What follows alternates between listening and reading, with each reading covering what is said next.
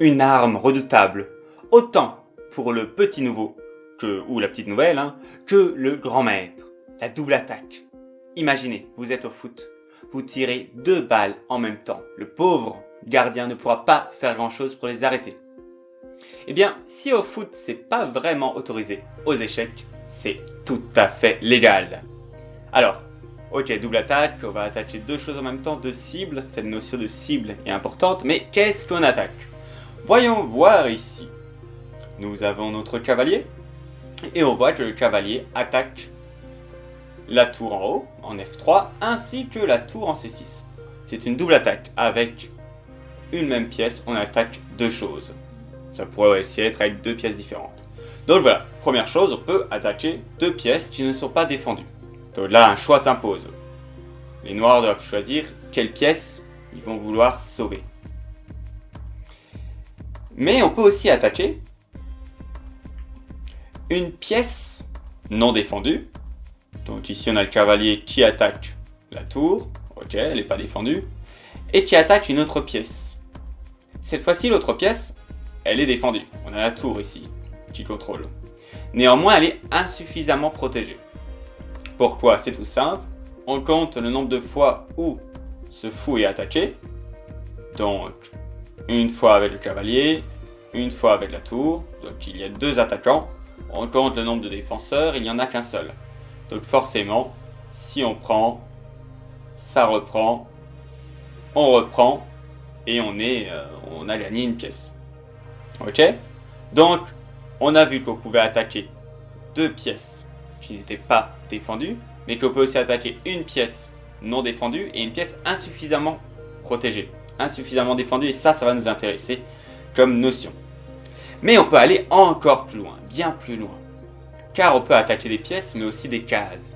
Et là, vous me regardez avec des grands yeux, des cases, comment ça des cases? On va pas attaquer une case, elle peut pas se défendre. Eh bien, attaquer une case signifie aller menacer d'aller sur cette case pour faire échec et mat la plupart du temps. Ça pourrait aussi être pour créer une autre menace. Alors ici, qu'est-ce qui se passe? Lorsque l'on attaque le roi, qu'importe le type d'attaque qu'on utilise, une double attaque ou autre chose, c'est toujours particulier. Parce que le roi oblige une défense très précise. Quand on est en échec, on est obligé de réagir. Donc c'est beaucoup plus puissant qu'une simple attaque. Ici, on voit qu'on attaque le roi et la dame. Le fait qu'il y a échec, les noirs sont obligés de s'occuper de l'échec, de le parer. Que ce soit en fuyant, vous pensez au pif, de prendre, interposer ou fuir. Donc ici, les noirs sont obligés de perdre la dame, étant donné qu'ils sont en échec. Donc ça, c'est une double attaque extrêmement puissante. Là, on appelle ça une fourchette royale. Donc fourchette, c'est l'autre terme pour double attaque, un terme bien plus drôle, sachant que c'est la même chose, par exemple, en anglais. C'est fork, aussi fourchette. Allez savoir pourquoi. Néanmoins, c'est voilà, une fourchette royale. Une fourchette royale, roi plus dame. Ok, et on va voir avec cette histoire d'attaquer une pièce plus une case. Ici, qu'est-ce qu'on repère? La dame blanche attaque le fou, dong. Ok, mais elle est où la double attaque? Là, c'est qu'une seule attaque. La double attaque, c'est que la dame menace aussi de faire mat. Le mat du couloir, vous l'avez reconnu. Et donc, il y a bien 2 attaques. On va le mettre en rouge, c'est plus menaçant. Le fou et le mat. Alors certes, lorsque la dame va en C8, c'est pas tout de suite mat, le fou peut venir devant, mais il se fera manger juste après. Donc il y a bien une double menace, une double attaque. Les noirs doivent choisir, soit ils sauvent leur fou, soit ils se font prendre un échec et mat. Donc ici, c'est vite décidé, il va falloir sacrifier le fou. Par exemple en poussant un pion, ce qui fait une case de sortie pour le roi, qui évite le mat du couloir. Voilà, après il y a des... Oui c'est peut-être ça peut aussi être un autre pion, bref. Là il n'y a pas de roi blanc, donc c'est difficile d'agir, mais néanmoins il faut... Tant pis. Donc voilà, la puissance de la double attaque. La double attaque c'est déjà fantastique.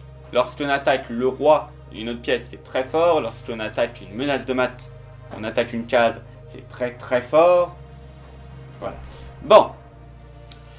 Mais, si on a vu ce que ça fait que d'attaquer, que de menacer la double attaque, on va aussi parler un peu de la défense. Évidemment, je pourrais maintenant vous lâcher sur les exercices et que vous essayez le placer des doubles attaques partout. Mais, il va y avoir des possibilités de se défendre.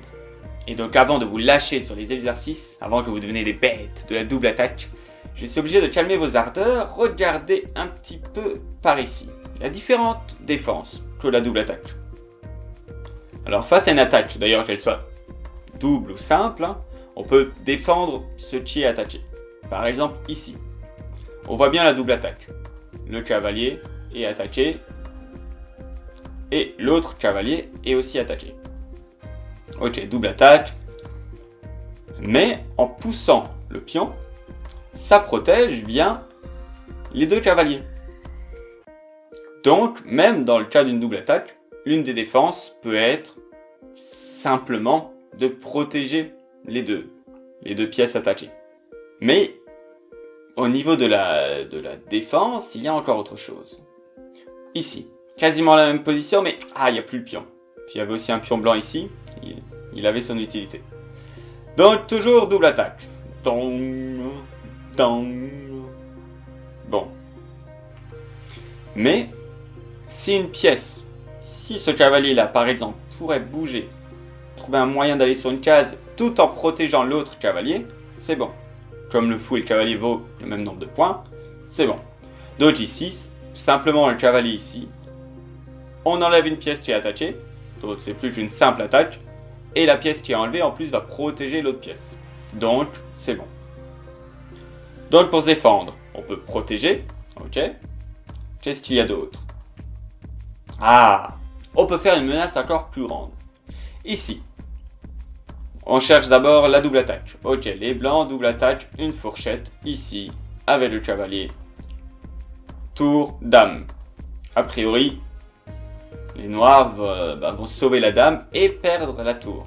Mais, si maintenant ils jouent un coup qui crée une menace encore plus grande que de perdre la tour ou la dame. Par exemple, une menace de mat. Ici, la dame, imaginons qu'elle vienne ici. Là, on crée une menace. On crée une menace de mat ici.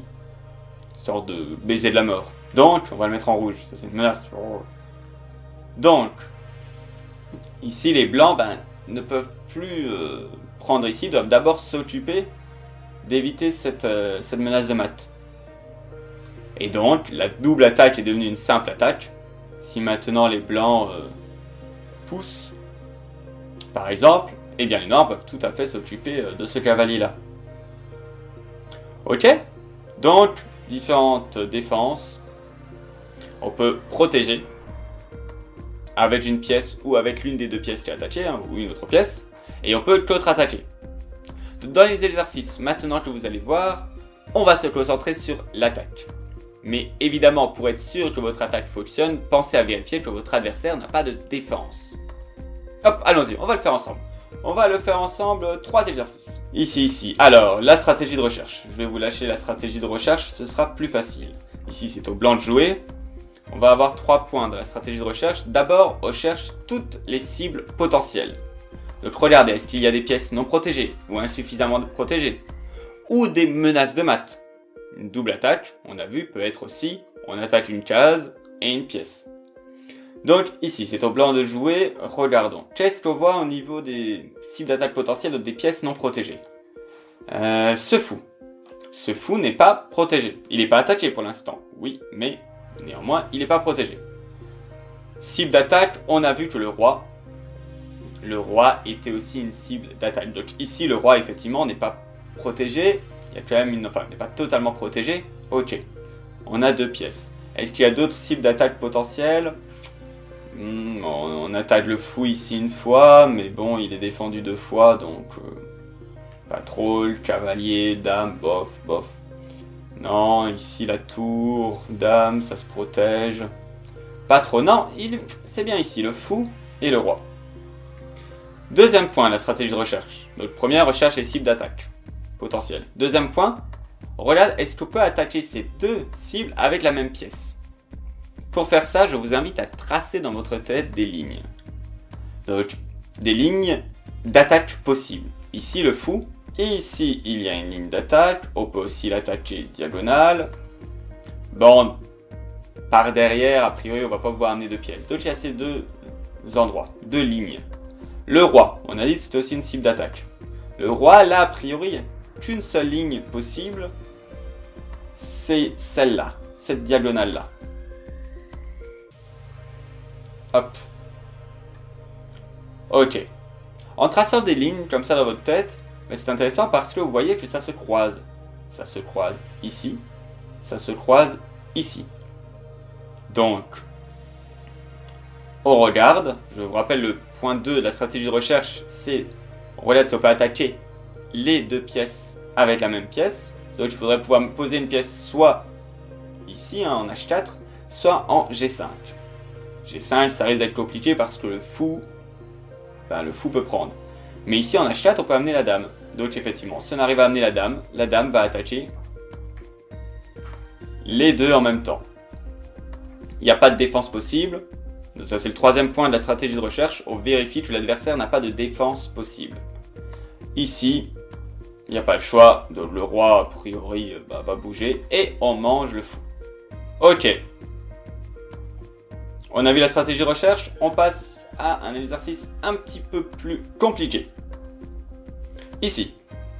Alors, c'est au blanc de jouer, vu qu'on est du côté des blancs. Stratégie de recherche. Tout d'abord, on commence par chercher toutes les cibles d'attaque potentielles.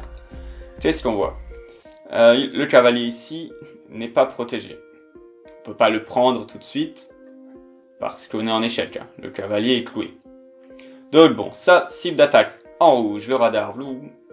Le roi, c'est toujours une cible d'attaque possible, parce qu'on remarque quand même qu'il a une petite ouverture. Hein. Bon, la dame n'est pas protégée, mais la dame est assez difficile à attaquer, à part avec un cavalier. Sinon, la dame peut se défendre en mangeant l'attaquant. Donc bon, on va quand même la mettre en rouge, on ne sait jamais. Comme on a un cavalier, ça pourrait être possible. Ok, donc pièce non protégée, insuffisamment protégée, on a vu des menaces de mat. Bon, on a mis le roi en rouge, donc on va voir. Menace de mat, ça a l'air difficile parce que le mat du couloir, il y a quand même une sortie, mais c'est bien de repérer que s'il n'y avait pas cette sortie, on ferait mat. Deuxième point, est-ce qu'on peut attaquer deux cibles avec la même pièce? Donc on va à nouveau tracer des lignes. Je vais enlever ça. Hop, ligne ici. Donc le cavalier, il va y avoir une ligne ici. Bon, le cavalier, il y a pas mal de choses quand même. Hop, hop, hop. Et le cavalier d'une certaine manière. Bon. Ok, et il y a le roi. Le roi, tac. Ok. Ça fait des lignes, dans votre tête c'est censé être un peu plus clair que ça, mais ça donne l'idée. Et ensuite on vérifie que l'adversaire n'a pas de défense possible. Là on est à un exercice, c'est B1. Donc c'est un peu plus difficile que les exercices A. Là il faut voir un peu plus loin. Mais ce qu'on repère, une des choses qu'on repère, c'est que ce cavalier là, sur la même diagonale, tient que la case sortie. On a vu que le mat du couloir n'était pas possible, hein, que si on descend faire échec, le roi peut s'enfuir. Mais justement, le roi s'enfuit, et il faut refaire les lignes. Et si le roi est là, c'est sur la même ligne que le cavalier. Donc, roulement de tambour, échec, le roi monte, et on vient ici. On a une double attaque. Roi plus pièce. Défense, et on mange. Ok, bravo, on passe à la suite. Donc là, on monte encore d'un cran. Donc même si vous êtes au niveau juste A, habituellement avec les exercices, regardez en entier, bien évidemment. Néanmoins, c'est normal si ça vous semble un peu compliqué pour l'instant. Alors ici, cette fois-ci, nous sommes du côté des noirs. Tout d'abord, on va chercher les cibles d'attaque. Bon, il y a la dame. On a parlé des cibles d'attaque insuffisamment protégées. Évidemment, un cavalier peut attaquer une dame et un roi, par exemple. Même si la dame est protégée 27 fois, ça reste un cavalier contre une dame, donc on est content. Évidemment. Donc bon, la dame, cible d'attaque. Le roi, on remarque quand même que le roi il est plutôt nu. Il y a le fou, tiens aussi, qui n'est pas protégé. Et on a le cavalier. Donc tout ce qui est fourchette, ça il faut voir. Ok. Est-ce qu'on peut attaquer deux cibles d'attaque avec la même pièce, tout de suite ou plus tard? Donc là il faut de toute manière regarder ce que donnent les échecs. Ça donne trop envie pour pas les calculer.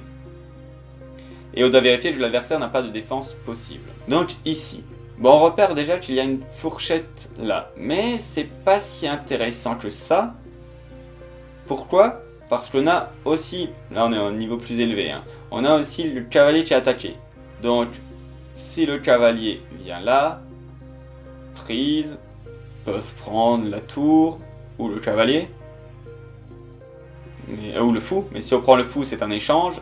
Si on prend la tour, eh bien la tour reprend. Et finalement, ça fait 2 pièces contre une tour, ça nous aide pas. Donc ça ne va pas. Par contre, ce cavalier-là, cette case-là, on va bien la retenir, ça nous intéresse. Parce qu'on voit que le roi aussi, eh bien ça peut être une cible d'attaque. Ici, ce qu'on va faire, on va attirer le roi. Si, quand le cavalier vient là, le roi était là, bah bingo, ça ferait une fourchette royale. Cette fois-ci, c'est intéressant. Donc, on amène le roi ici, avec la tour. Échec, le roi n'a qu'une seule case, obligé de monter là. On peut faire l'échec. C'est bon. Et ici, petit piège. C'est pour ça que là, je bouge les pièces, mais normalement, il faut tout voir avant de jouer. Petit piège, si maintenant on prend la dame, tout content, qu'est-ce qui se passe? Eh bien, les blancs prennent la tour, on reprend, ils reprennent, et finalement, les blancs sont toujours mieux. Ils ont une tour, un fou contre 2 cavaliers. Donc là, il faut d'abord prendre ici.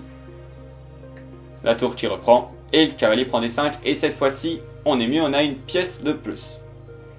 Ok, pas facile, c'est normal. Bon, mais vous voyez la double attaque, c'est super badass. Vraiment, on le voit très souvent. Donc, bossez, faites les exercices, vous savez comment ça fonctionne. Moi, je vous dis à très vite pour la suite, et surtout, devenez badass.